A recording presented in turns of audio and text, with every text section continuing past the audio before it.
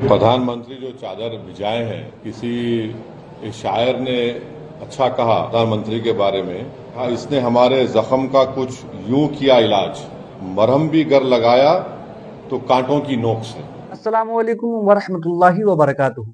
Prime minister Narendra Modi ने अजमेर दरगाह शरीफ पर चादर चढ़ाने के लिए चादर क्यों भेजी, इसकी हकीकत क्या है, इसके पीछे का राज क्या है। दरअसल अब हकीकत सामने आई है कि आखिर चादर क्यों भेजी गई और इस पर असदुद्दीन अवैसी साहब ने क्या कहा। इन दोनों चीजों को आज हम आपके सामने रखने वाले हैं। अगर आपने इस पूरी वीडियो को ना देखा तो आप आखिर हकीकत क्या है, सच्चाई क्या है, ये नहीं जान पाएंगे। तो वीडियो को पूरा जरूर देखें और असदुद्दीन ओवैसी साहब ने क्या कहा वो भी सुने। सबसे पहले प्राइम मिनिस्टर नरेंद्र मोदी के मंत्री किरण रिजिजू ने क्या कहा, पहले वो सुनते हैं। देखिए, हमारा देश का यह पुराना परंपरा है और उर्स के समय में अजमेर दरगाह में जाने का और गरीब नवाज का वहाँ प्रधानमंत्री जी का ओर से चादर चढ़ाने का मुझे इस बार जो मौका दिया है, मैं समझता हूँ कि प्रधानमंत्री मोदी जी का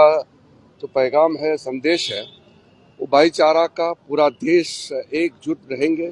हम कोई किसी को जवाब देने के लिए नहीं कर रहे हैं।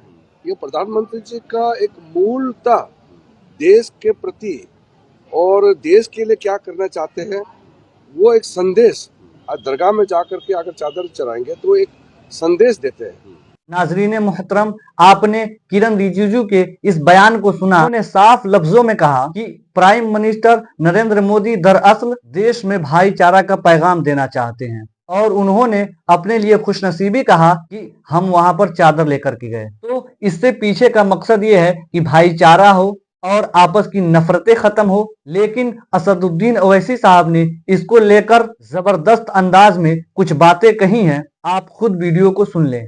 प्रधानमंत्री जो चादर भिजाए हैं, किसी शायर ने अच्छा कहा प्रधानमंत्री के बारे में, क्या कहा इसने हमारे जख्म का कुछ यूं किया इलाज, इसने हमारे जख्म का कुछ यूं किया इलाज, मरहम भी गर लगाया तो कांटों की नोक से।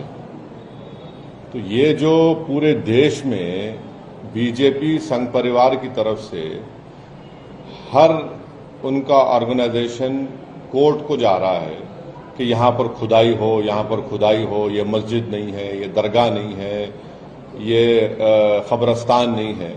तो प्रधानमंत्री अगर चाहते हैं तो ये तमाम चीज़ों पर रोक लग जाएगा।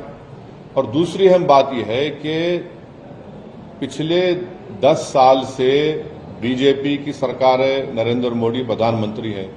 प्लेसेस ऑफ वर्शिप एक्ट जो पार्लियामेंट में पास हुआ और राम मंदिर के जजमेंट में उसको नॉन डिट्रोग्रेशन की बात सुप्रीम कोर्ट ने कही दी, उसके बावजूद ये सरकार का कोई स्टैंड ही नहीं है उसके ऊपर। इसीलिए आज आप देख रहे हैं कि 7 से ज्यादा मस्जिद और दरगाह के मसले सिर्फ उत्तर प्रदेश से हैं, जहां पर बीजेपी की सरकार है और जहां से प्रधानमंत्री अपना एमपी का चुनाव जीत कर आते हैं। बड़ा प्यारा शेर ओवैसी साहब ने कहा कि उसने हमारे जख्म का कुछ यूं किया इलाज, उसने हमारे जख्म का कुछ यूं किया इलाज, मरहम भी लगाया तो कांटों की नोक से। सवाल तो बनता है, वाकई असदुद्दीन ओवैसी साहब ने जो कहा वो सवाल वाकई होना चाहिए कि एक तरफ आप भाईचारा का पैगाम दे रहे हैं और दूसरी तरफ उसी जगह का सर्वे हो रहा है। तो आप चाहते तो इस पर रोक भी लग सकता है। तो असदुद्दीन ओवैसी साहब की ये बात आपको कैसी लगी, कमेंट करके जरूर बताएं। अस्सलामु अलैकुम वरहमतुल्लाहि वबरकातुहू।